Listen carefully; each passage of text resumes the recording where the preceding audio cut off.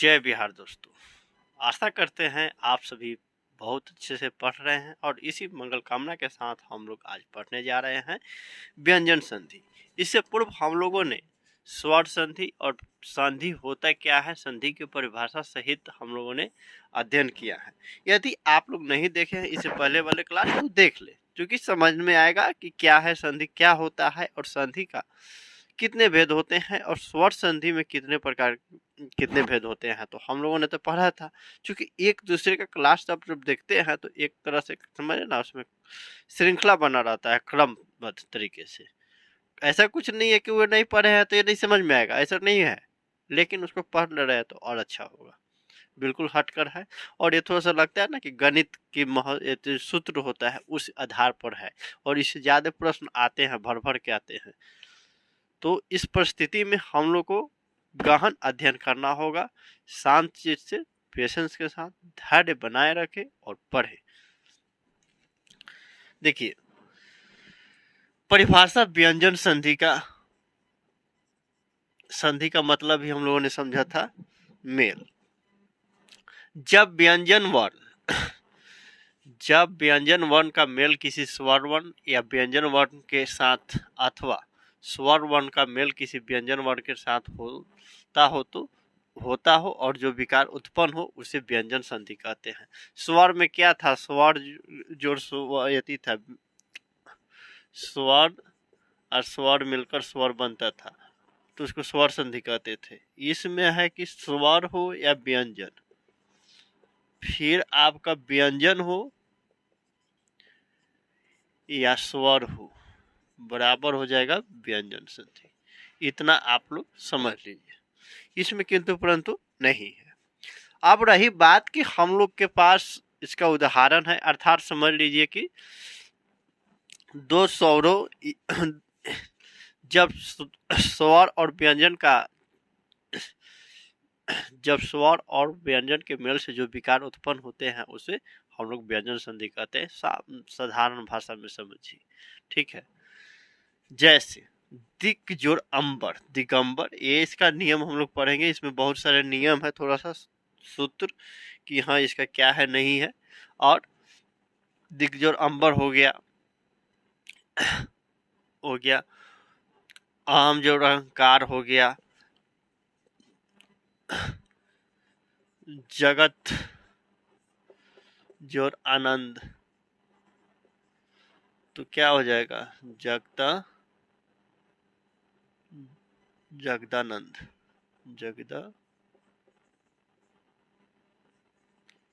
जगदानंद हो जाएगा। तमाम तरह के उदाहरण है, इसको हम लोग देख लेते हैं ना। तो इसको उदाहरण आप लोग अपने से भी थोड़ा सा कमेंट करते रहिएगा, ताकि पता चलते रहे कि हाँ भैया क्या आप लोग समझ रहे भी हैं कि केवल देख ही रहे हैं, ठीक है। इसका इंक थोड़ा सा फिल कर लेते, खैर हम लोग देखते हैं, जहाँ तक देख लेते हैं ब्लू वाला ही से अभी शुरू कर लेते हैं ना। इसके वाला में ब्रेक लेंगे, उसमें आपको देखिए नियम है इसमें। जब किसी वर्ग के पहले वर्ण क हो, च हो, ट हो, त, प का मिलन किसी वर्ग के तीसरे या चौथे वर्ण से या अंतस्थ व्यंजन या र, ल, व, ह से या किसी स्वर से होता हो तो क का ग में परिवर्तन, च का ज में, ट का ड में, त का द में और प का ब में परिवर्तन हो जाता है। अर्थात प्रथम वर्ण का तृतीय वर्ण में परिवर्तन हो जाता है, वो भी अपने ही वर्ग के। ये नहीं है कि क का च में आ जाएंगे, च का ट में चलेंगे, प का आपका त आला में हो जाएगा या क आला में, नहीं, अपने ही वर्ग के प्रथम वर्ण तृतीय वर्ण में परिवर्तन हो जाते हैं। जैसे जगत जोड़ इस, जगत देख रहे हैं ना, ता है तो द हो गया ना, जगदीश। तत्दुर्भाव, तद्भव,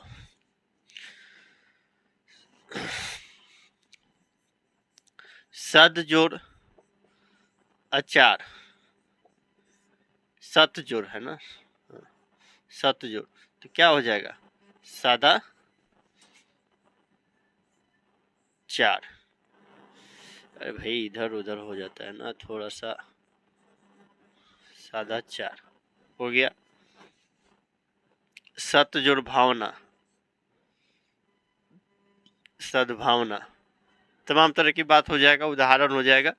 बात समझ ना, प्रथम वर्ण का तृतीय वर्ण में परिवर्तन हो रहा है, पहला नियम ये कह रहा है। दूसरा नियम क्या कह रहा है, यदि क च ट त प के बाद किसी भी वर्ग का पांचवा वर्ण, किसी भी वर्ग का हो, पांचवा वर्ण आए तो अपने ही वर्ग का पहले वर्ण का पांचवें वर्ण में परिवर्तन हो जाता है। क्या कह रहा है, क हो, च हो, ट हो, त हो या प हो, उसके बाद किसी भी वर्ग का, ये नहीं कह रहा है कि हाँ इसी के किसी विशेष वर्ग का वर्ण जिक्र नहीं कर रहा है, किसी भी वर्ण आए तो अपने ही वर्ग का पांचवें वर्ण में, अपने ही वर्ण का पांचवें वर्ण में परिवर्तन हो जाता है। जैसे जगत जो नाथ, जगन्नाथ। यदि तीसरा क्या कर रहा है, जगत जो नाथ हो गया, जगन्नाथ हो गया ना।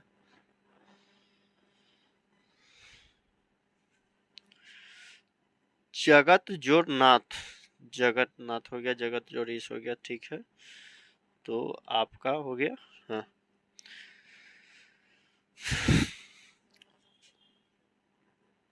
उत जोड़ नति, उन्नति हो जाएगा।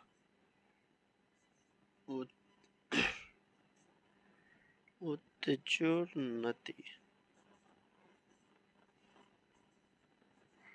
उन्नति हो गया। यदि तीसरा कह रहा है भैया, यदि माँ के बाद कोई भी स्पर्श व्यंजन, आप लोग कमेंट के माध्यम से बताते रहिएगा ताकि हमको भी समझ में आए कि आप लोग वाकई में पढ़ रहे हैं। यदि माँ के बाद कोई भी स्पर्श व्यंजन, क से लेकर म तक कोई स्पर्श व्यंजन कहते हैं, आप लोग वर्ण विचार में पढ़े होंगे, आए तो म का अनुस्वार हो जाता है या बाद वाले वर्ण का पांचवें वाले वर्ण में परिवर्तन हो जाता है। जैसे अहम जोड़ कार, अहंकार, सम जोड़ गति, संगति, सम जोड़ धी, क्या हो जाएगा भैया, संधि, संगति। ऐसे कई सारे उदाहरण हैं। ये हो जाएगा आपका यहाँ पर समजोड़ गम, संगम इत्यादि कई तरह के उदाहरण है। तीसरा वाला भी समझ लिए, पांचवा वाला भी समझ लिए। तो पहले क्या बोलते हैं, पहला, दूसरा, तीसरा में पहला में था कि पहला अपने ही वर्ग का तृतीय वर्ग में परिवर्तन हो जाना, इसमें दूसरा था कि अपने ही वर्ग का पांचवें वर्ग में परिवर्तन हो जाना, और इसमें था कि माँ का अनुस्वार हो जाना, तीसरा नियम कहा। अब इसके बाद हम लोग देखते हैं, आप लोग व्यंजन समझ लिए, तो व्यंजन के एक ही प्रकार होते हैं। जैसे स्वर का था कि 5 प्रकार था, तो ये नहीं है। जो हम लोग स्वर वर्ण पढ़े थे ना, क्या स्वर वर्ण पर हम चल जा रहे हैं, स्वर संधि, तो उसका 5 भेद होता था। तो यहाँ पर ये इसका अपना ही है, ठीक है। तो इसको आप लोग नोट डाउन कर ले, चूंकि रिवीजन के समय आपको यादगार होगा। इससे संबंधित आप लोग उदाहरण कमेंट करते रहे, ठीक है।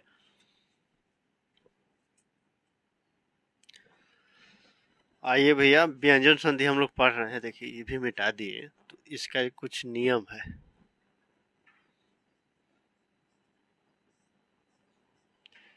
उसको भैया आपको याद करना ही पड़ेगा, अर्थात समझना ही पड़ेगा। बिना नियम को नहीं समझ में आएगा, और अपने से उदाहरण भी कितना भी याद कर लीजिएगा, वो आप संशय में आ जाइएगा, इधर का उधर कुछ का कुछ लिख दीजिएगा।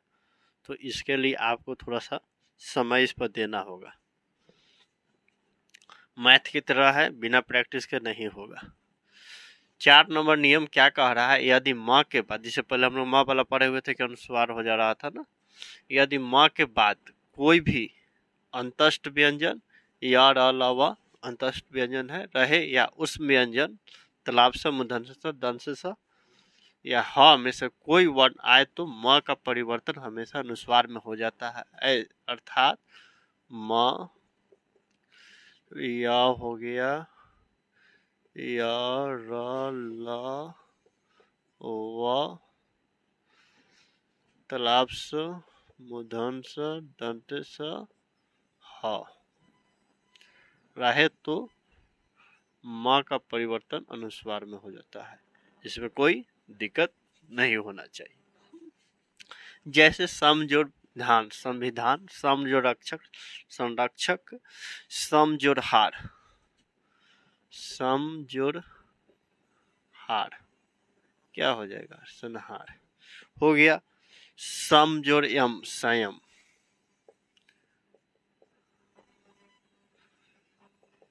ये हो गया। और पांचवा कार्ड है माँ वाला ही, यदि माँ के बाद माँ आए तो माँ के बाद माँ आए तो माँ का परिवर्तन नहीं होगा, साथ जैसा का तैसा ही रहेगा। समजोड़ मान, समान, समजोड़ मुख, सम्मुख हो गया। छठा कह रहा है यदि त के बाद च या छ आए तो त का परिवर्तन च में हो जाता है। जैसे तत् जोड़ छाया, तत् छाया, तत् छाया। उत जोड़ चारण, उत जोड़ तो क्या हो जाएगा, उच्चारण।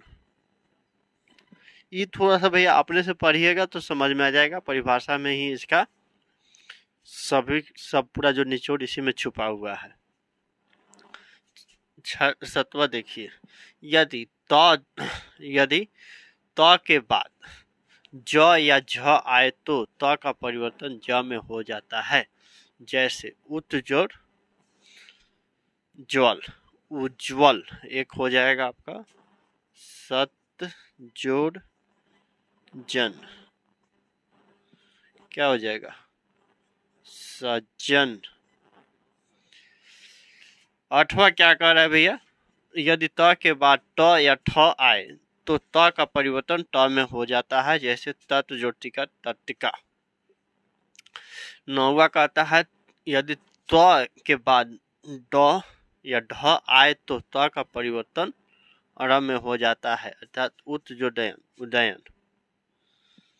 यदि 10वां नंबर देखिए, यदि त के बाद ल आए तो त का परिवर्तन ल में हो जाता है। जैसे उत जोड़ लीन, नहीं तत् जोड़ लीन, तलीन, तत् जोड़ लीन, तलीन हो गया। यहाँ पर देखिए भैया उत जोड़ लाश, उल्लास, ये हो गया। तो कुल मिला के ये हम लोग का उदाहरण हुआ, और इसको आप लोग मैथ की तरह, गणित की तरह ही ले समझे, क्योंकि सब फार्मूला पर ही जैसे हम लोग का गणित बनता है उसी तरह इसका भी फार्मूला पर ही है, समझ में आएगा। तो इसको ज़्यादा से ज़्यादा आप लोग अध्ययन करें, अभ्यास करें, इसको आप लोग नोट डाउन करें। इसके बाद भी और कुछ नियम हैं, कायदे हैं, उसको समझा जाए। देखिए भी अब व्यंजन संधि का जो हम लोग नियम पढ़ रहे हैं ये 11 नंबर है, और तकरीबन 16 नंबर जो नियम है व्यंजन संधि का। त के बाद तलाब स आए तो त का परिवर्तन च में तथा तलाब स का परिवर्तन छ में हो जाता है। फिर तलाब स का परिवर्तन छ में हो जाता है, कि ये 2 बार लिखा गया है। कुछ नहीं, फोन आ गया बीच में, बस वही तो होता है, कुछ का कुछ हो जाता है। आप लोग भी कुछ का कुछ पढ़ा देते हैं। तत् जोड़ शिव, तत् शिव, ठीक है। और आपका देखिए उत्जोड़ उत्जोड़ छावास, उत्सवास।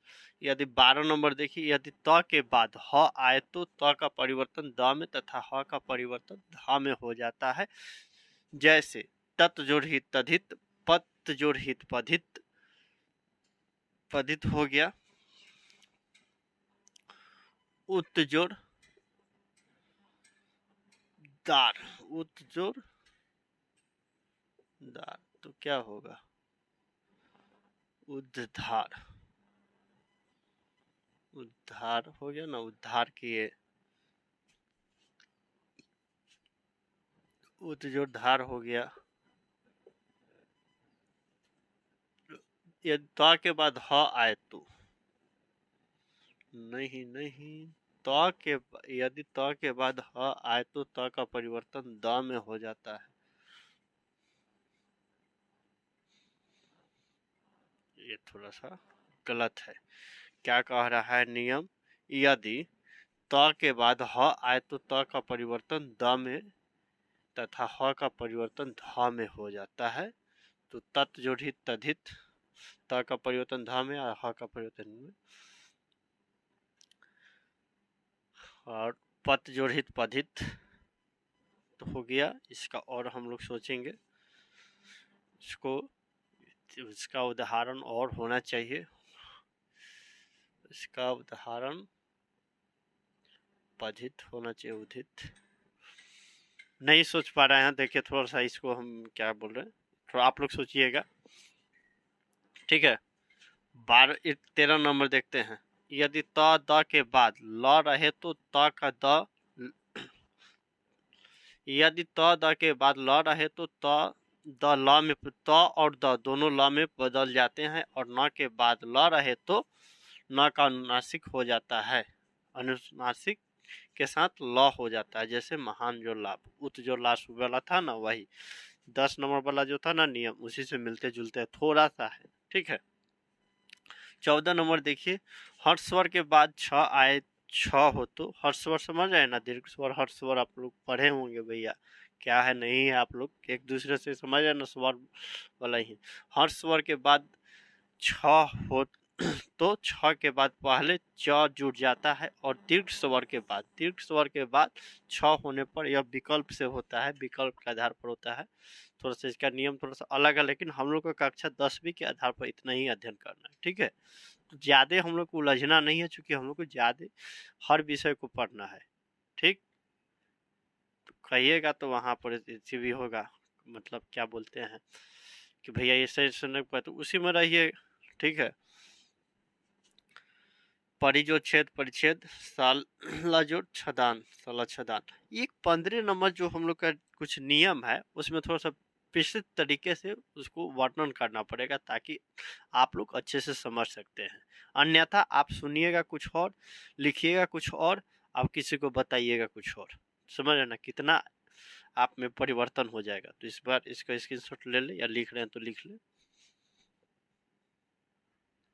देखिए भाई 15 नंबर ये अंतिम है, ये आपका व्यंजन संधि का।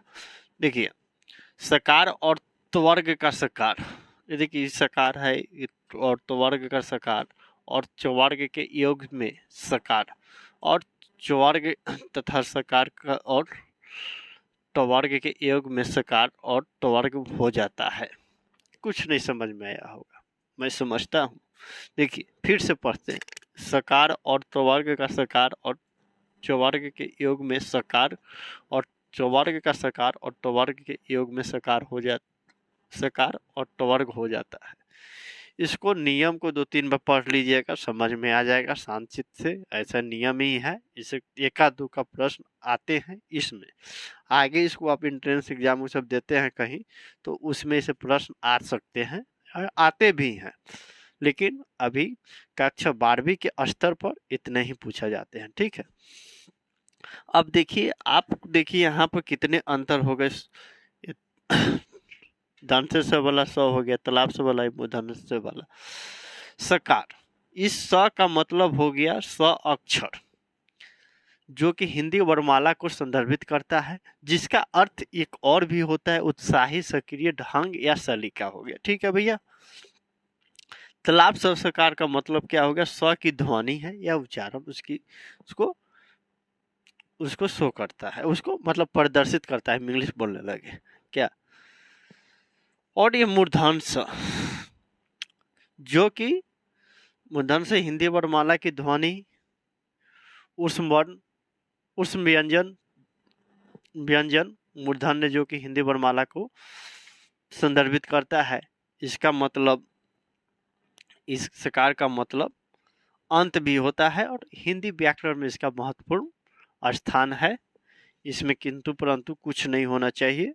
बाकी आप लोग 1 से लेकर 14 तक, 1 से लेकर मतलब समझिए 15 नियम में आप 12 तक भी कंठस्थ याद रख रहे तो बहुत है। ठीक है, हिंदी कक्षा 12वीं के लिए। ये नहीं कहिए कि आप तो बोले थे 12 ही तो 3 को काट के फेंक दीजिएगा, मतलब फेंकना का मतलब कि यादें ना करेंगे, ऐसा बात नहीं है। ठीक है, तो मिलते हैं अगले क्लास में व्यंजन दीर्घ क्या बोलते हैं विसर्ग संधि के साथ।